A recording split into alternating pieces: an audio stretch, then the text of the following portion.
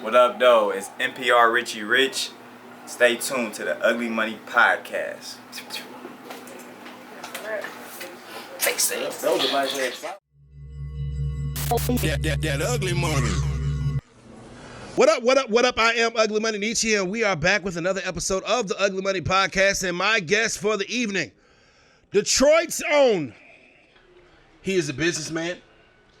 He's an artist, entrepreneur of all sorts, and we're gonna get into it. And I've just been informed he's a veteran.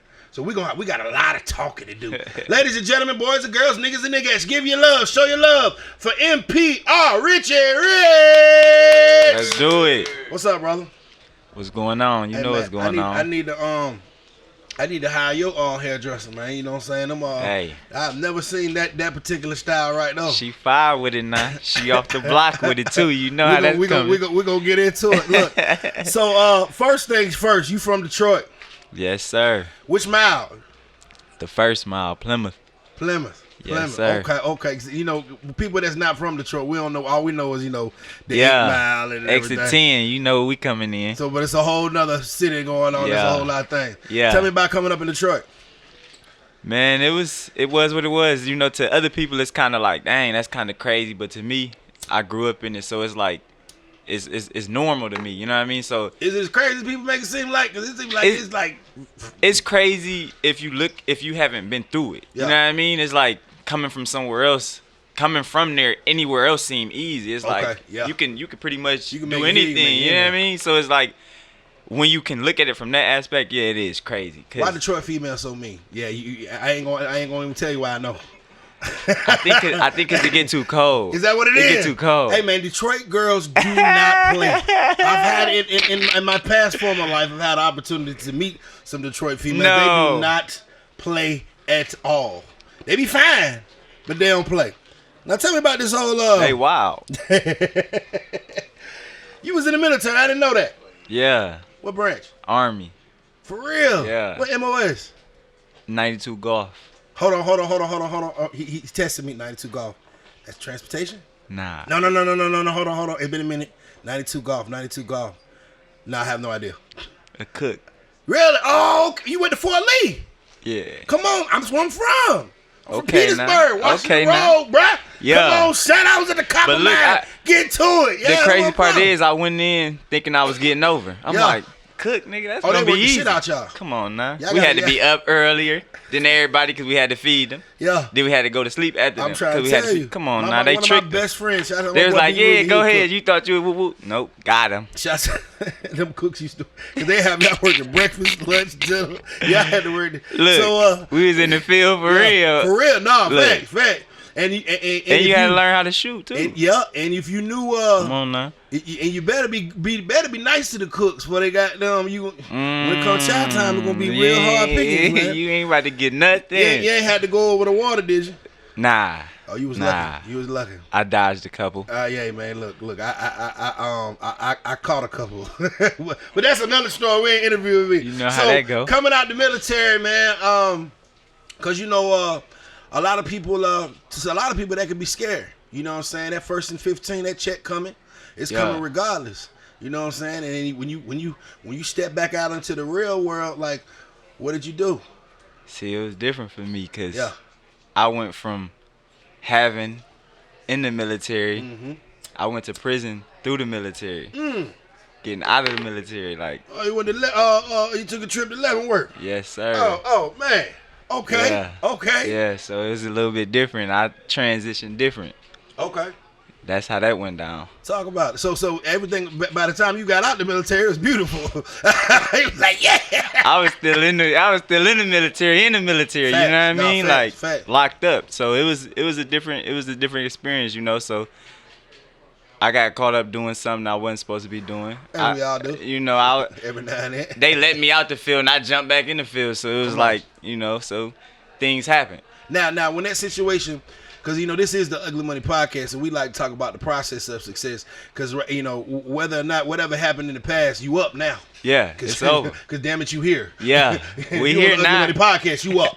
You know what I'm saying? We done did it. So we done switched it up. How did you take those situations, those instances where you quote unquote, where somebody would say you might have been down on your luck or whatever, or hit hot tough times and got back up to be to the point where you at now?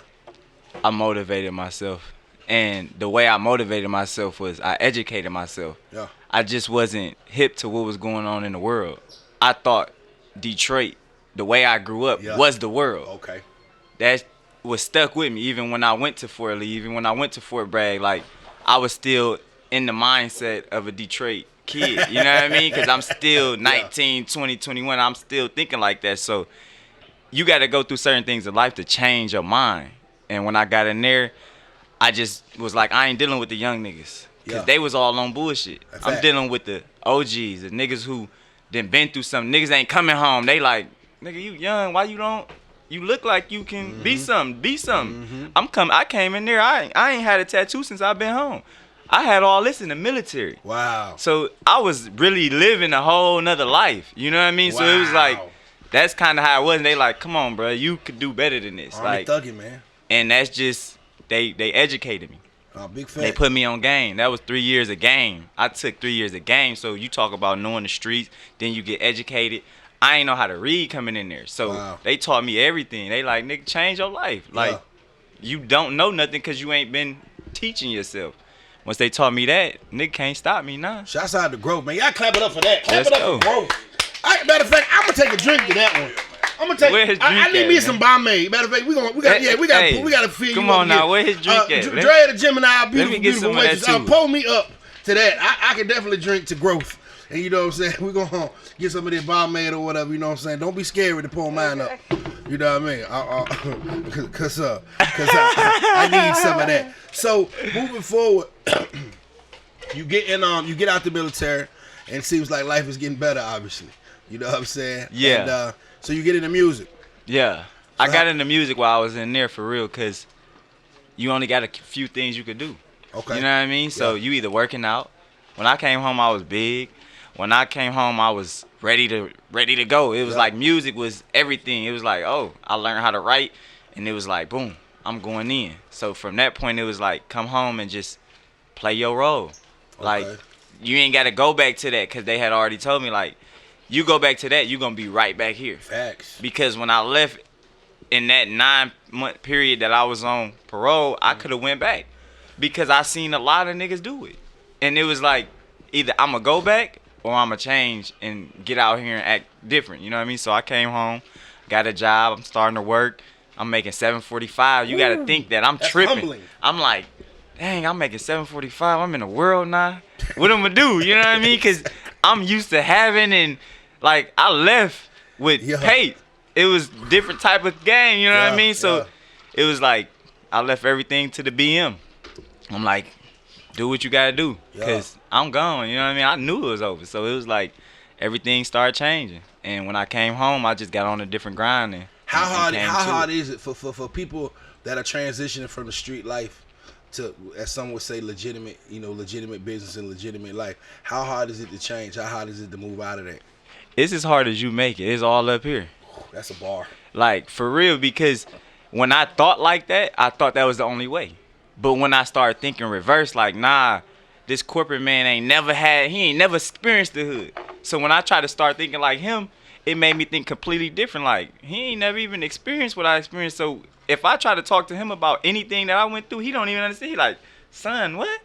I ain't never experienced that. So when I'm starting to think like them, it changed the whole game, because now it's like, okay, he gonna work for his. He gonna do this type of work, not this type of work. You know what I mean? So it changed your mind, and when you can change your mind, you can change the game. Big fact. Now MPR, you know that chain over there's quite icy. Quite icy is kind of. Yeah, we've been branding this for years, man. Tell me a little bit about that MPR, man. You know what I'm saying? It started from, we was probably like 13, 14, and we started this money, power, respect stuff. Like, me and a few of my boys, like, we just was doing different stuff, you know what I mean? We thought different back then, you know what I mean? We just didn't have the education. Like I said, we was lacking the education to really use what this money, power, respect stand for today versus what it stood for back then. Once I changed my mind, pretty much, it was like not the same meaning, means something different in a different ball frame, and it's making this music move. It's making me move with it versus it moving against me because I was being tricked by the world because I thought Detroit was how the whole rest of the world went. When I started touring and going different places, seeing different things, I'm like, world out here, bro. These people don't even know nothing about this. When it come to swag, when it come to drip, when it come to body language, everything was different. And that kind of blew my mind to be like, I could be around these different people and they don't even think about certain stuff. Like, I watched people die over these glasses. People don't even know what these glasses mean other places. You know what I mean? So it's like, that's crazy. It's a whole new world. And once you can experience and get out of that culture and embrace other cultures, nobody can stop me right now. How does that all transpire into your music? It makes the music what you hear today. It gives like this feeling that what I transitioned to recently was this Detroit feel, but an Atlanta language. Come on now. You can understand Atlanta language anywhere in the world because it's embraced. Exactly. Detroit language, I may say something you may not even know what it means. A lot of other places because it's just Detroit. It's just like if you go to Louisiana. It's just like if you go to Cali. Every culture has its own little language, but Atlanta is like universal. This stuff is everywhere. You can go to New York, they talking like us. You can go to Miami, they talking like us. You go to California, they talking like Atlanta people. So I just embraced that culture and mixed it with what they wanted to hear from Detroit with the beat pattern. And that's popping right now. So now you mix that and come on, man, they can't stop. Not a bar coming out right now. Come on, Richie. Now look, we know we do the music. But there's some other things that I really want to touch on because quite frankly, I be wanting to pick up some game. You know what I'm saying? Richie is one hell of an entrepreneur, a business owner and things of that sort, man. Now, how do you get to the point of taking the music and switching it, not switching it, but incorporating it into your businesses and things of that nature that you're doing on the business end? What I did was I thought kind of backwards. Okay. I looked at everything backwards because when they was educating me, they was telling me like, look, you looking at it the wrong way. So when you think backwards, you like, how does an artist get developed? How do what I do be seen by the world, be heard by the world? If you think in that mindset, then you think, okay, you need an engineer, you need a producer, you need a videographer, you need a photographer, you need a hairstylist, you need a makeup artist, you need all of these people. So I was like, how I'm going to do that? I'm going to start a artist development company. Damn right. I started an artist development company and it turned out to be something I started helping other entrepreneurs because they needed that sauce more than I needed because I understood the entrepreneurship. They was coming to me like, yo, I'm trying to do this and do that. When I'm thinking I needed them to be an artist, they needed me to be the entrepreneur to help the artist. Yeah, right. So it kind of reversed the roles and I ended up spending a lot of time helping entrepreneurs. That's crazy. And I never even developed myself as the artist. Like this facility was built for me, but I built it and developed other people, so it was like, it was crazy. That's dope though, you know what I'm saying? Because you know, at the end of the day, you keep moving, you're gonna end up somewhere. You may not. That's why I'm right here right now. Yeah, exactly. You may not end up where you thought you was, but you know what I'm saying, you're gonna end up somewhere, man. And I always saluted, you know, entrepreneurship, ownership from my brothers and sisters, because you know, I just think it's time for us to get our own. You know what I'm saying? It is. It ain't nothing like having your own where you ain't gotta ask nobody and you ain't gotta call nobody else. You know, it's a beautiful situation. I'm telling you, people don't know what that feel like. You know what I mean? People don't know what that feel like. You know, I have aspirations of that myself. I had keys. They was like, "You the janitor?" Yeah, I'm the janitor. Yeah, and you know what? Sometimes it's smart. And sometimes you might be better off telling them folks you're the janitor because they'll spend more money with you. Because they don't know. Exactly. You know what I mean? Exactly. When they know you this person, then they treat you like you this person, so they feel like they need you. Whole time I needed you the whole time. Yeah, the whole time you own the building and you over there with the broom like, oh, you hear me? I'm in the field still. And once you can understand that, you could be the boss and the peon if that's what you want to be. So one of the things that I've noticed about you, man, you know what I'm saying, because you know, I follow you and I you know, and I watch, you know what I'm saying, you got a leading lady in your life. Yeah. And I always said these things about women, man, is the fact that she either gonna be an asset or a liability. Facts. She either gonna bring something to the table or she gonna be a bill. You know what I'm saying? Tell me something about. Hey, tell me something about the difference between them, the women that are assets and liabilities. Because the Queen MPR. You know what I'm saying? She in the crowd today. You know what I'm saying? I want to talk about that. Look, for these fellas, because honestly, there's a lot of guys out here that'll pick up these Instagram models. No diss to the Instagram models, but they end up being bills. Yeah. At the end of the day, it's like shit. I done spent $1,500 on it this month and goddamn, she ain't brought me a dime. Talk to me about how men and women collectively can come together and build an empire. Because that's what I believe you got. That's deep. And I'm about to get deep with it. You feel me? Let's go. This is the difference. I'm going to break down the difference real quick. Like, the difference between the liability and the asset, it's all around. It's the same if it's a building, if it's some money, whatever you investing in, what you gonna invest in. If you let it be a liability, it be a liability. Cause anything could cost you money, but anything can make you money too. Amen. The water you gonna drink, you could have sold it and it made you money. Amen. You gotta know when to starve and when not to starve, and that's what you gotta teach the same energy around you. We wasn't from this, but because of my education level, I kinda brought it into it. Like, look, we ain't gotta do all of this working hard for all these other people. Let's build something in the inside. When you build something in the inside, when you intellectually building with somebody, they ain't got no choice but to be an asset. But when you just, here, I can take you here, I can get you this, let's go to the movie. When you playing them games, you dating. We ain't never dated. We went straight to it. Let's get to it. What we trying to do? Let's go to business. You know what I mean? I was on that already when I came home. Like, look, I'm going there. Yeah. I'm not staying here. You not getting me locked in Detroit. I came home to Detroit. I knew I had to go. I'm gonna be here. I'm gonna be here this whole time, and I gotta go. As soon as I'm off papers, I'm out of here. And that's how I played it. The day I was off papers, it was the day I was walking. Like, hey, what's the closest bus station? What's next? And I was out of there. You know what I mean? So it's like, it's all about what you give. If you don't give her the reason to be an asset, she's not gonna be an asset. If you give her the reason to be a liability, nigga, I'm gonna be a liability if she give me the reason. I'm gonna spend that pay. She gonna spend it. But if you teach her, like, look, it ain't about spending it, it's about investing it and then reinvesting it and then we spend it. That's different. But it's all about the education level. If you can't educate her, then yes, she's a liability. I don't care if she Oprah. Oprah a liability to somebody. She's spending somebody check. Well, ladies, if a man can't teach you nothing, that ain't the man for you. Point blank period. If a man can't put you on something or put, you know what I'm saying, put some kind of knowledge that you didn't know or whatever to you, that ain't the man for you anyway. And that go vice versa too, ladies. You know what I'm saying, fellas. Same way. If bringing her into the situation doesn't elevate your situation, then you might want to really consider her being in your situation. Period. Now, what's next for MPR, man? I know you got a lot of things going on, but what's next on the horizon, brother? Man, we trying to take this to the moon right now. Like, after we go to the moon, we trying to go to Venus. Let's go. Then we trying to go to Mars. Let's go. I'm trying to collect the planets like Ash was collecting Pokemon. You hear me? I love it. I'm coming for everything. You know what I mean? Because I feel like I deserve it all. Because at the end of the day, I'm going to work for everything.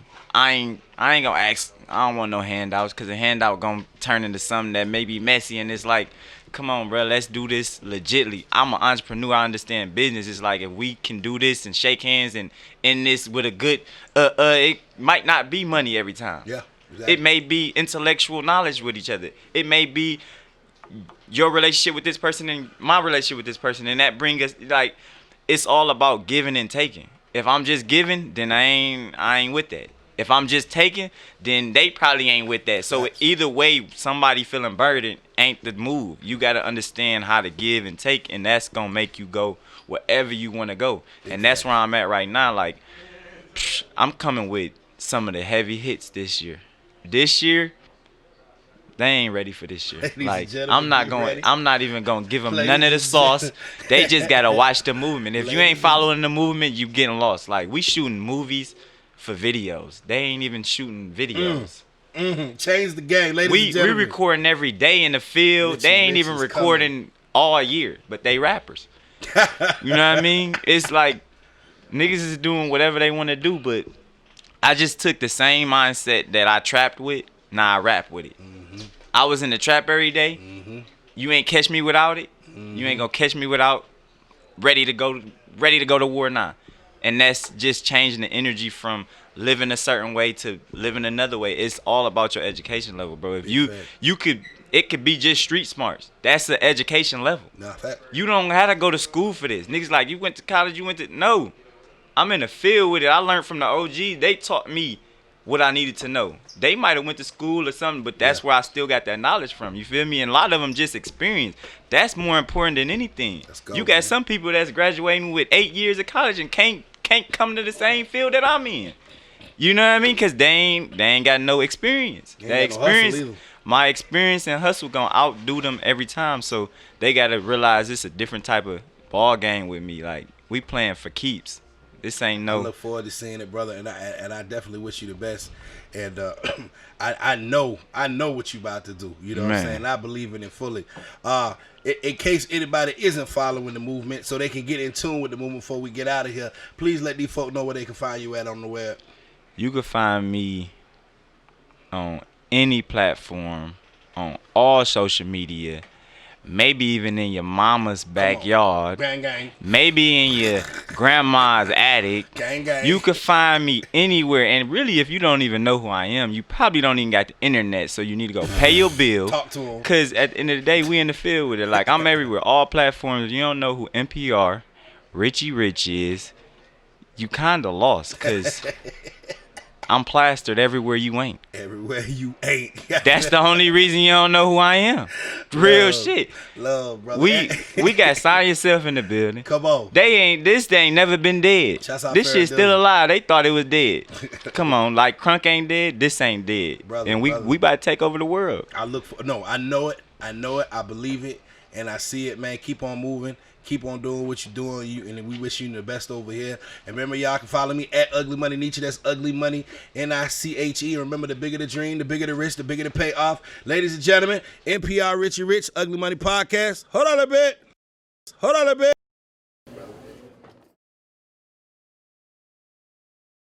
Hey, I got this far, right? You're already watching it, and I'm watching you. And before it gets really awkward, why don't you subscribe? Like, just click the button, like right there. Like, I even put a nice little prop there for you. See it? See it? Tap the booty. Come on. You can do it. Tap. If you don't tap this booty, I want you to suck my ugly money. You hear what I'm saying? Tap the booty. Subscribe.